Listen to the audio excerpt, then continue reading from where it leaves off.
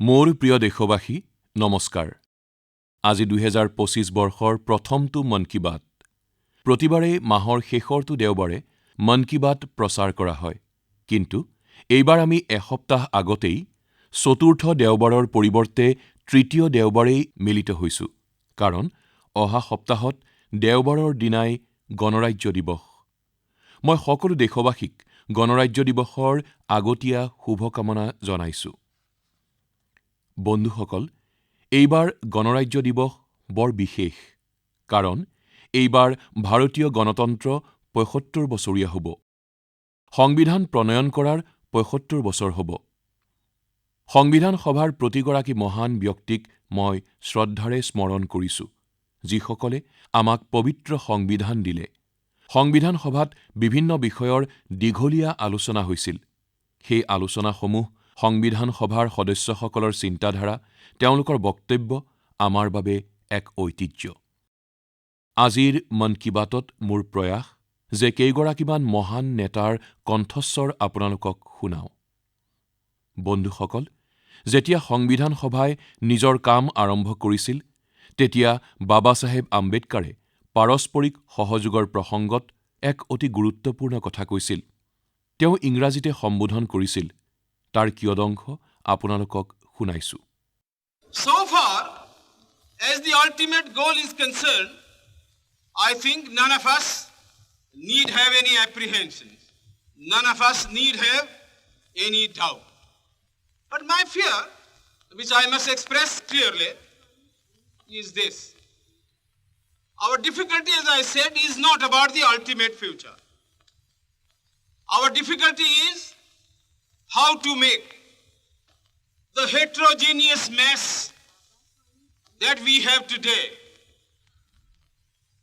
take a decision in common and march in a cooperative way on that road which is bound to lead us to unity. Our difficulty is not with regard to the ultimate. Our difficulty is with regard to the beginning. বন্ধুসকল, বাবাচাহেবে এই কথাত গুৰুত্ব প্ৰদান কৰিছে যে সংবিধান সভাৰ সকলো একেলগে এক মতেৰে আৰু মিলাপ্ৰীতিৰে সৰ্বজনৰ হিতৰ বাবে কাম কৰিব লাগে। মই আপোনালোকক সংবিধান সভাৰ আৰু এটা অডিঅ' ক্লিপ শুনাম। এয়া ডক্টৰ ৰাজেন্দ্ৰ প্ৰসাদৰ, যি আমাৰ সংবিধান সভাৰ মুৰব্বী আছিল। আহক ডক্টৰ ৰাজেন্দ্ৰ প্ৰসাদ ডাঙৰীয়াৰ বক্তব্য শুনো। हमारा इतिहास बताता है और हमारी संस्कृति सिखाती है कि हम शांति प्रिय हैं और रहें। हमारा साम्राज्य, हमारी फतेह दूसरे तरह की रही है। हमने दूसरों को जंजीरों से, चाहे वो लोहे की हो या सोने की, कभी नहीं बांधने की कोशिश की। हमने दूसरों को अपने साथ लोहे के जंजीर से भी ज्यादा मजबूत मगर सुंदर और सुखद रेशम के धागे से बांध रखा है, और वो बंधन धर्म का है, संस्कृति का है, ज्ञान का है। हम अब भी उसी रास्ते पर चलते रहेंगे और हमारी एक ही इच्छा और अभिलाषा है। वो अभिलाषा ये है कि हम संसार में सुख और शांति कायम करने में मदद पहुंचा सकें और संसार के हाथों में सत्य और अहिंसा वो अचूक हथियार दे सकें जिसने हमें आज आज़ादी तक पहुंचाया है। हमारी जिंदगी और संस्कृति में कुछ ऐसा है जिसने हमें समय के थपेड़ों के बावजूद जिंदा रहने की शक्ति दी है। अगर हम अपने आदर्शों को सामने रखे रहेंगे तो हम संसार की बड़ी सेवा कर पाएंगे। বন্ধুসকল, ডক্টৰ ৰাজেন্দ্ৰ প্ৰসাদে মানৱীয় প্ৰমূল্যৰ প্ৰতি দেশৰ দায়বদ্ধতাৰ কথা কৈছিল। এইবাৰ মই আপোনালোকক ডক্টৰ শ্যামা প্ৰসাদ মুখাৰ্জীৰ কণ্ঠস্বৰ শুনাম। তেওঁ সকলোৰে বাবে সম সুযোগৰ প্ৰসংগ উত্থাপন কৰিছিল। ডক্টৰ শ্যামা প্ৰসাদ মুখাৰ্জীয়ে কৈছিল, I hope, sir, that we shall go ahead with our work in spite of all difficulties and thereby help to create that great India, which will be the motherland of not this community or that, not this class of it, but of every person, man, woman and child inhabiting in this great land irrespective of race, caste, creed or community. Everyone to have an equal opportunity so that he or she can develop himself and herself according to the best talent and serve the great common motherland of the earth. বন্ধুসকল, সংবিধান সভাৰ বিতৰ্কৰ মূল শ্ৰাব্যৰূপৰ এই কিয়দংশ শুনি আপোনাক সবৰো নিশ্চয় ভাল লাগিছে। আমি দেশবাসীয়ে এই বিচাৰধাৰাৰ পৰা প্ৰেৰণা লৈ এনে এখন ভাৰতবৰ্ষ নিৰ্মাণত ব্ৰতী হ'ব লাগে, যাতে আমাৰ সংবিধান প্ৰণেতাসকলেও গৰ্ববোধ কৰিব পাৰে। বন্ধুসকল, গণৰাজ্য দিৱসৰ এদিন পূৰ্বে অৰ্থাৎ ২৫ জানুৱাৰীৰ দিনটো হ'ল ৰাষ্ট্ৰীয় ভোটদাতা দিৱস, নেশ্যনেল ভোটাৰ্ছ ডে। এই দিনটো এইবাবেই মহত্বপূৰ্ণ কাৰণ এই দিনটোতে ভাৰতীয় নিৰ্বাচন আয়োগৰ স্থাপনা হৈছিল। আমাৰ সংবিধান প্ৰণেতাসকলে সংবিধানত নিৰ্বাচন আয়োগ তথা গণতন্ত্ৰত জনসাধাৰণৰ অংশগ্ৰহণক এক গুৰুত্বপূৰ্ণ স্থান দিছে। ১৯৫১-৫২ চনত দেশত প্ৰথমবাৰ নিৰ্বাচন অনুষ্ঠিত হওঁতে একাংশ লোকে সন্দেহ প্ৰকাশ কৰিছিল যে দেশত গণতন্ত্ৰ জীৱিত হৈ থাকিবগৈনে। কিন্তু আমাৰ গণতন্ত্ৰই সকলো সন্দেহক অসাৰ প্ৰতিপন্ন কৰিলে। এতিয়া ভাৰত সকলো গণতন্ত্ৰৰে মাতৃস্বৰূপা, মাদাৰ অৱ অল ডেমক্ৰেচিজ। বিগত দশককেইটাত আমাৰ গণতন্ত্ৰ শক্তিশালী হৈছে, সমৃদ্ধ হৈছে। সময়ে সময়ে আমাৰ ভোটদান প্ৰক্ৰিয়াক আধুনিক কৰি তোলাৰ বাবে, শক্তিশালী কৰি তোলাৰ বাবে নিৰ্বাচন আয়োগকো মই ধন্যবাদ জ্ঞাপন কৰিছোঁ। জনশক্তিক অধিক শক্তিমন্ত কৰিবলৈ আয়োগে প্ৰযুক্তিৰ শক্তিৰো ব্যৱহাৰ কৰিছে। দেশত নিৰপেক্ষ ভোটদানৰ প্ৰতি প্ৰতিশ্ৰুতিবদ্ধ হোৱাৰ বাবে নিৰ্বাচন আয়োগক মই অভিনন্দন জনাইছোঁ। দেশৰ জনসাধাৰণে অধিক মাত্ৰাত ভোটাধিকাৰ সাব্যস্ত কৰি দেশৰ গণতান্ত্ৰিক প্ৰক্ৰিয়াৰ অংশীদাৰ হৈ প্ৰক্ৰিয়াটোক অধিক শক্তিশালী কৰি তুলিবলৈ মই দেশবাসীক অনুৰোধ জনাইছোঁ। মোৰ প্ৰিয় দেশবাসী, প্ৰয়াগৰাজত মহাকুম্ভমেলা ইতিমধ্যে আৰম্ভ হৈছে। চিৰস্মৰণীয় জনসমুদ্ৰ, অকল্পনীয় দৃশ্যৰাজি আৰু সংহতিৰ সদ্ভাৱৰ এক অসাধাৰণ সংগম এই মহাকুম্ভমেলা। এইবাৰৰ কুম্ভমেলাত বিভিন্ন দিব্যযুগৰ সমাৱেশ ঘটিছে। কুম্ভমেলাৰ এই উৎসৱ বৈচিত্ৰ্যৰ মাজত ঐক্যৰ উৎসৱ। সংগমস্থলীত সমগ্ৰ ভাৰতৰ, সমগ্ৰ বিশ্বৰ জনসমূহ একগোট হয়। হাজাৰ বছৰ ধৰি চলি অহা এই পৰম্পৰাত ক'তো ভেদভাৱ নাই, জাতিভেদ নাই। ইয়ালৈ ভাৰতৰ উত্তৰ, দক্ষিণ, পূব, পশ্চিম সকলো প্ৰান্তৰে লোকৰ সমাগম ঘটে।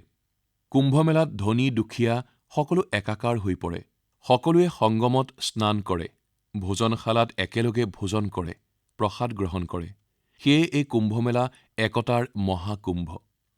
আমাৰ পৰম্পৰাই সমগ্ৰ ভাৰতক কেনেকৈ একতাৰ দোলেৰে বান্ধি থৈছে, কুম্ভমেলাৰ আয়োজনে সেই কথাও প্ৰতীয়মান কৰে। আমাৰ পৰম্পৰাগত বিশ্বাসসমূহ পালন কৰাৰ পদ্ধতিও উত্তৰৰ পৰা দক্ষিণলৈ একেই। এফালে যেনেকৈ প্ৰয়াগৰাজ, উজ্জয়িনী, নাছিক আৰু হৰিদ্বাৰত কুম্ভমেলাৰ আয়োজন কৰা হয়, তেনেকৈয়ে দক্ষিণ ভাৰতত গোদাৱৰী, কৃষ্ণা, নৰ্মদা আৰু কাবেৰী নদীৰ তীৰত পুষ্কৰমৰ আয়োজন কৰা হয়। এই দুয়োটা উৎসৱেই আমাৰ নদীসমূহৰ প্ৰতি পৰম্পৰাগত বিশ্বাসৰ আধাৰত গঢ় লৈ উঠিছে। কুম্ভমেলাৰ পৰা তিৰুক্কৰিয়ুৰ, কুৰৱাচলৰ পৰা তিৰুচেৰৈলৈকে এনে বহুতো মন্দিৰ আছে, যিসমূহৰ পৰম্পৰা কুম্ভমেলাৰ সৈতে সাঙুৰ খাই আছে। বন্ধুসকল, এইবাৰৰ কুম্ভমেলাত যুৱচামৰ অংশগ্ৰহণ ব্যাপক হাৰত হোৱা পৰিলক্ষিত হৈছে। যুৱচাম যেতিয়াই নিজৰ সভ্যতা সংস্কৃতিৰ সৈতে গৰ্বেৰে সংপৃক্ত হয়, তেতিয়াই তেওঁলোকৰ শিপাডাল অধিক শক্তিশালী হয় আৰু স্বৰ্ণীল এটা ভৱিষ্যত তেওঁলোকৰ বাবে সুৰক্ষিত হৈ পৰে। এইবাৰৰ কুম্ভমেলাৰ বৃহৎ পৰিসৰ ডিজিটেল ৰূপত প্ৰচাৰ আৰু সংৰক্ষণৰ ব্যৱস্থাও কৰা হৈছে। বিশ্বব্যাপী কুম্ভমেলাৰ এই জনপ্ৰিয়তা প্ৰতিগৰাকী ভাৰতীয়ৰ বাবে গৌৰৱৰ কাৰণ।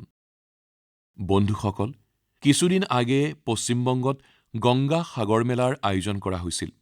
পবিত্ৰ সংক্ৰান্তিৰ দিনটোত দেশ-বিদেশৰ লাখ লাখ শ্ৰদ্ধালু ভক্তই গংগা সাগৰ মেলাত স্নান কৰিছিল।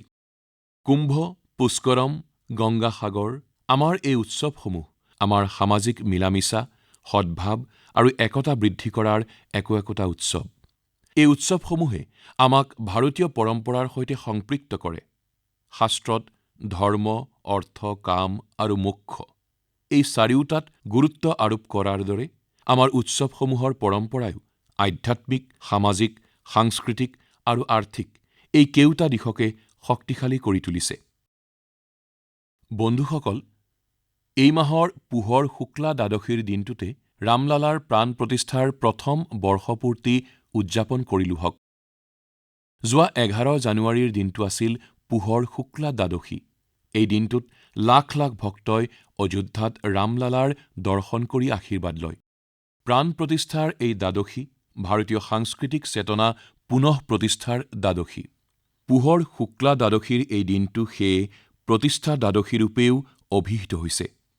প্ৰগতিৰ পথেৰে আগুৱাই যাওঁতে আমি আমাৰ ঐতিহ্যসমূহকো লগত লৈ সেইসমূহৰ পৰা প্ৰেৰণা লৈ আগবাঢ়িব লাগে।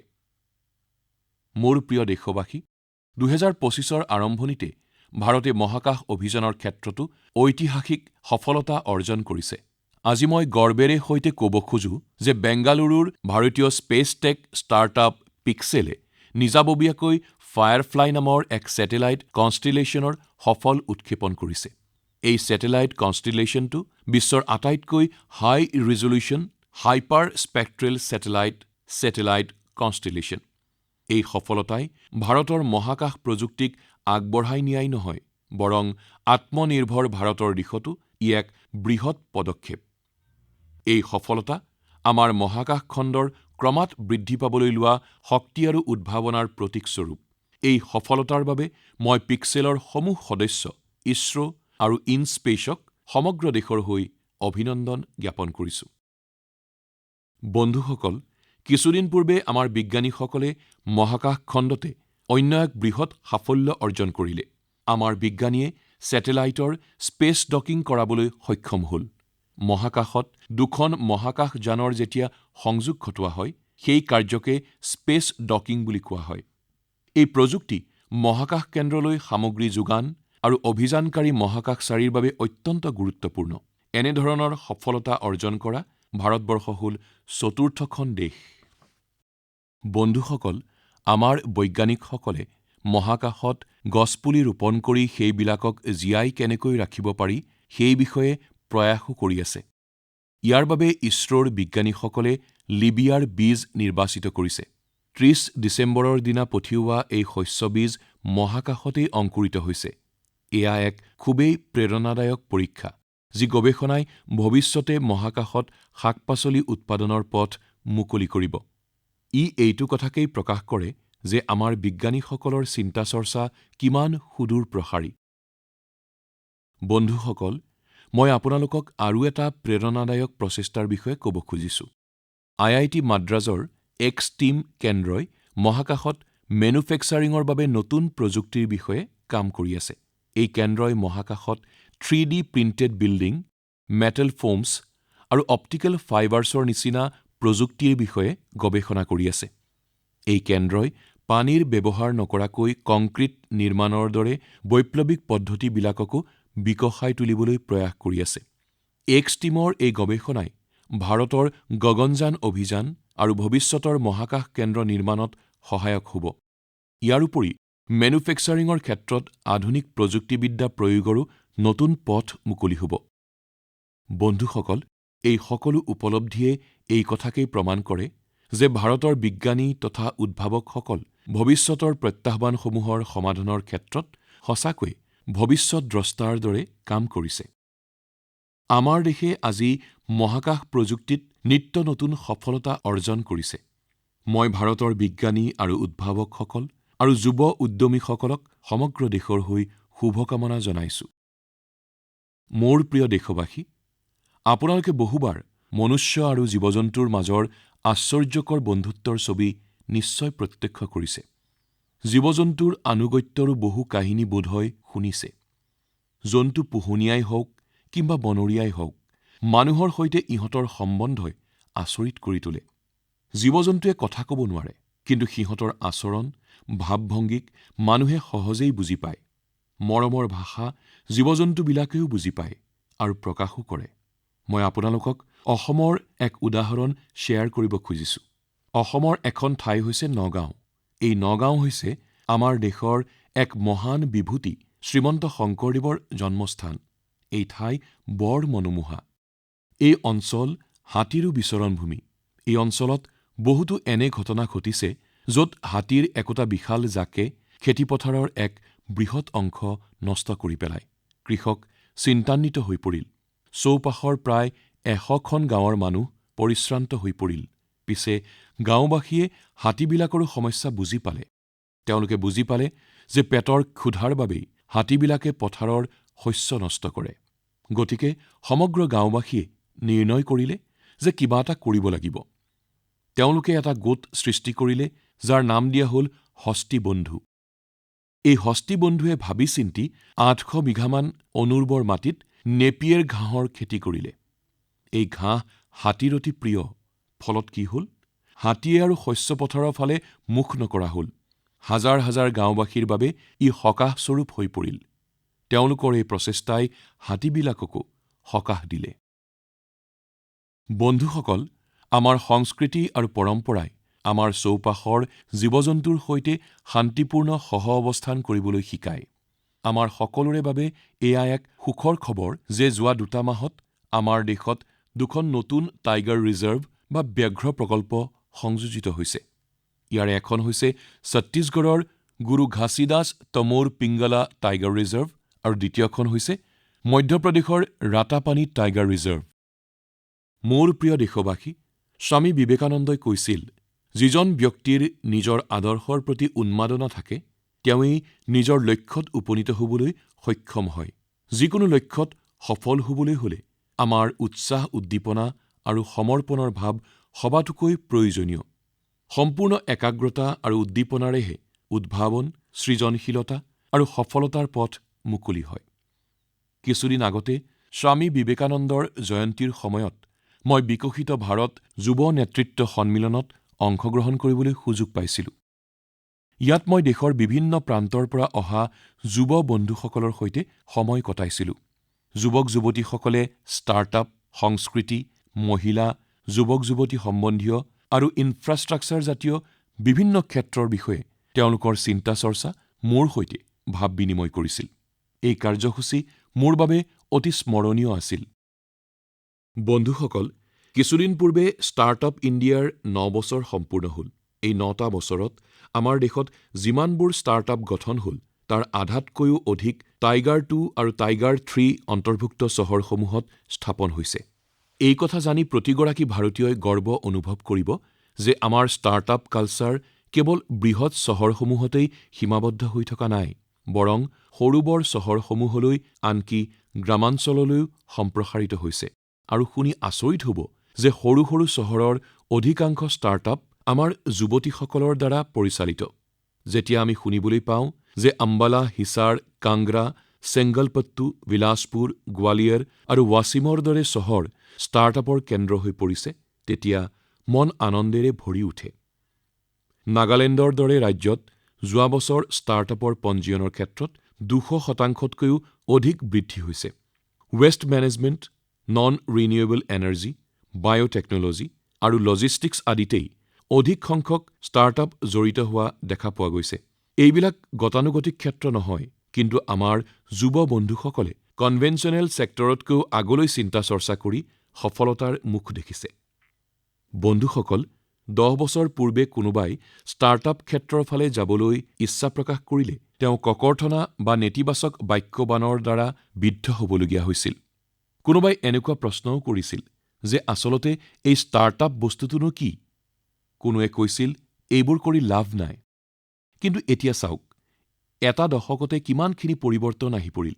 আপুনি ভাৰতত সৃষ্টি হোৱা এই নতুন নতুন সুযোগ সুবিধাৰ লাভ ল'বলৈ আগবাঢ়ি আহক। আপুনি যদি নিজৰ ওপৰত বিশ্বাস ৰাখে, তেন্তে আপোনাৰ সপোন সাৰ্থক কৰাৰ দিশত অগ্ৰগতি লভিবলৈ সক্ষম হ'ব। মোৰ প্ৰিয় দেশবাসী, সততাৰে, নিস্বাৰ্থ ভাৱনাৰে কৰি যোৱা কামৰ চৰ্চা সুদূৰ প্ৰসাৰী হয়। আমাৰ মন কী বাত হৈছে ইয়াৰ বাবে আটাইতকৈ বৃহৎ মঞ্চ। আমাৰ এই বিশাল দেশখনৰ চুকে কোণে কৰ্তব্য ভাৱনাৰে যদি কোনোৱে কোনো ভাল কাম কৰি আছে, তেন্তে সেইসকলৰ এনে প্ৰচেষ্টাক সন্মুখলৈ আনিবলৈ এইখনেই উত্তম মঞ্চ। অৰুণাচল প্ৰদেশৰ দীপক নাবাম ডাঙৰীয়াই সেৱাৰ উৎকৃষ্ট উদাহৰণ দাঙি ধৰিছে। তেখেতৰ লিভিং হোম নামৰ অনুষ্ঠানটিত মানসিকভাৱে অসুস্থ, শাৰীৰিকভাৱে বাধাগ্ৰস্ত লোক, বয়োজ্যেষ্ঠ লোক আৰু ড্ৰাগছ আসক্ত লোকসকলৰ চিকিৎসা কৰা হয়। তেখেতে কাৰো পৰা সহায় নোলোৱাকৈ চলাই যোৱা সমাজৰ পীড়িত গৃহহীনসকলৰ সেৱাত নিয়োজিত সংস্থাটোৱে কেইবাটাও বঁটা লাভ কৰিছে। লাক্ষাদ্বীপৰ কৱৰত্তি দ্বীপত নাৰ্ছৰ কাম কৰা 18 বছৰ আগতে অৱসৰ গ্ৰহণ কৰাৰ পাছতো কে হিৰুম্বিয়ে এনে কৰুণা স্নেহেৰে ৰোগীৰ সেৱাত ৰত হৈ আছে। আমাৰ লাক্ষাদ্বীপৰ মিনিকয় দ্বীপৰ কে জি মহম্মদে পৰিৱেশ সংৰক্ষণৰ বাবে গীত লিখি জনসাধাৰণক সজাগ কৰাৰ প্ৰচেষ্টাত ব্ৰতী হৈ আছে। তেখেতক লাক্ষাদ্বীপ সাহিত্য কলা একাডেমীয়ে শ্ৰেষ্ঠ লোকগীতৰ পুৰস্কাৰ প্ৰদান কৰিছে। অৱসৰ গ্ৰহণৰ পাছত তেখেত সংগ্ৰহালয়ৰ সৈতেও জড়িত হৈ পৰিছে। বন্ধুসকল, আন্দামান আৰু নিকোবৰ দ্বীপপুঞ্জৰ নিকোবৰ জিলাৰ ভাৰ্জিন নাৰিকল তেলে অলপতে GI টেগ লাভ কৰাৰ পাছত ইয়াৰ উৎপাদনৰ সৈতে জড়িত মহিলাসকলক আত্মসহায়ক গোটৰ জৰিয়তে বিপণনৰ বিশেষ প্ৰশিক্ষণ দিয়া হৈছে। ই হৈছে আমাৰ আদিবাসী লোকসকলক আৰ্থিকভাৱে সবল কৰাৰ দিশত এটি বৃহৎ খোজ। মোৰ বিশ্বাস, ভৱিষ্যতে নিকোবৰৰ ভাৰ্জিন নাৰিকল তেল বিশ্ববিখ্যাত হৈ উঠিব আৰু এই ক্ষেত্ৰত আন্দামান আৰু নিকোবৰৰ মহিলা আত্মসহায়ক গোটে বৃহৎ অৰিহণা যোগাব। মোৰ প্ৰিয় দেশবাসী, খন্তেকৰ বাবে কল্পনা কৰকচোন, জানুৱাৰী মাহৰ কলকাতা। দ্বিতীয় বিশ্বযুদ্ধৰ ভৰপক আৰু ভাৰতত ইংৰাজৰ প্ৰতি বিদ্বেষৰ ভাৱ চৰম শিখৰ পাইছেগৈ। চাৰিওফালে পুলিচে পিয়াপি দি আছে। এটি বিশেষ ঘৰত পুলিচৰ আবেষ্টনী আৰু সুদৃঢ়। তাৰ মাজতে নিশাৰ আন্ধাৰত মাটিয়া ৰঙৰ কোট পেণ্ট আৰু ক'লা টুপি পৰিহিত এজন ব্যক্তি সেই ঘৰটোৰ পৰা গাড়ীৰে ওলাই গৈ কেইবাটাও পুলিচৰ আবেষ্টনী পাৰ হৈ গৈ গুমু নামৰ এটা ৰেল ষ্টেচন পালেগৈ। ই এতিয়া ঝাৰখণ্ডত অৱস্থিত। তাৰ পৰা ৰেলগাড়ীৰে গৈ তেখেত আফগানিস্তান পালেগৈ আৰু তাৰ পৰা পালেগৈ ইউৰোপ। বন্ধুসকল, চলচ্চিত্ৰৰ কাহিনী যেন লগা এই কাহিনীৰ নায়কজন হৈছে আমাৰ দেশৰ মহান ব্যক্তি নেতাজী সুভাষ চন্দ্ৰ বসু। তেখেতৰ জন্মদিন 23 জানুৱাৰী। আমি পৰাক্ৰম দিৱস ৰূপে উদযাপন কৰোঁ। কেইদিনমান আগতে মই সেই ঘৰটোলৈ গৈছিলোঁ। তেখেতে পলায়ন কৰা সেই গাড়ীখন আজিও তাত আছে। ই আছিল মোৰ বাবে এটি বিশেষ অভিজ্ঞতা। সুভাষ বাবু আছিল এজন ভৱিষ্যদ্ৰষ্টা। তেখেত আছিল অতি সাহসী। তেখেত এগৰাকী সুপ্ৰশাসকো আছিল। মাত্ৰ 27 বছৰ বয়সতে কলকাতা কৰ্পোৰেচনৰ চিফ এক্সিকিউটিভ অফিচাৰ হৈ পাছত মেয়ৰো হৈছিল। শিশুৰ বাবে বিদ্যালয় স্থাপন, দুখীয়া শিশুৰ বাবে গাখীৰ যোগান, পৰিচ্ছন্নতাৰ বাবে বিভিন্ন কাৰ্য তেখেতে প্ৰশাসক ৰূপে কৰিছিল। নেতাজী সুভাষ ৰেডিঅ'ৰ সৈতেও জড়িত হৈ আছিল। তেখেতে আজাদ হিন্দ ৰেডিঅ' স্থাপন কৰি ইয়াৰ জৰিয়তে প্ৰদান কৰা ভাষণ শুনিবলৈ বহু শ্ৰোতাই প্ৰতীক্ষা কৰি আছিল। তেখেতৰ এই ভাষণসমূহে বিদেশী শাসনৰ বিৰুদ্ধে যুঁজখনত অশেষ শক্তি প্ৰদান কৰিছিল। আজাদ হিন্দ ৰেডিঅ'ৰ জৰিয়তে ইংৰাজী, হিন্দী, তামিল, বাংলা, মাৰাঠী, পাঞ্জাবী, পষ্টো আৰু উৰ্দু ভাষাত বাতৰি প্ৰচাৰ কৰা হৈছিল। মই নেতাজী সুভাষ চন্দ্ৰ বসুক প্ৰণিপাত জনাইছোঁ। দেশৰ যুৱক যুৱতীসকলক মই তেখেতৰ বিষয়ে অধ্যয়ন কৰি প্ৰেৰণা ল'বলৈ অনুৰোধ জনাইছোঁ। বন্ধুসকল, মন কী বাত অনুষ্ঠানে মোক ৰাষ্ট্ৰৰ সামূহিক প্ৰয়াস আৰু আপোনালোকৰ সামূহিক ইচ্ছাশক্তিৰ সৈতে জড়িত কৰে। প্ৰতিমাহে আপোনালোকৰ পৰামৰ্শ লাভ কৰি বিকশিত ভাৰতৰ সংকল্পৰ দিশত মোৰ বিশ্বাস অধিক বৃদ্ধি পায়।